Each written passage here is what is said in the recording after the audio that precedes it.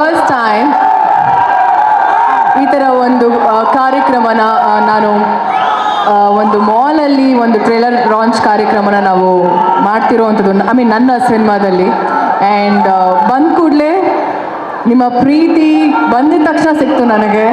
Thank you so much ನಿಮ್ಗೆಲ್ರಿಗೂ. Thanks a lot.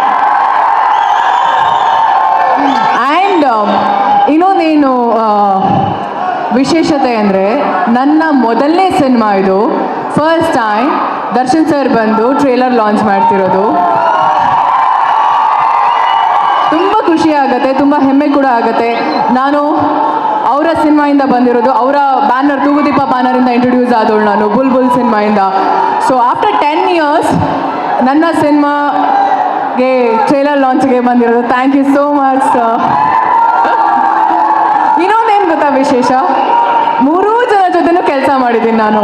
Darshan sir ಮೊದಲನೇ cinema, ಅದಾದಮೇಲೆ ಅಯೋಗ್ಯದಲ್ಲಿ ಸತೀಶ್ ಶ್ರೀನಿವಾಸಂ ಅವರೊಟ್ಟಿಗೆ ಆ್ಯಂಡ್ ಮಾನ್ಸೂನ್ ರಾಗ ಧನಂಜಯ್ ಅವರೊಟ್ಟಿಗೆ.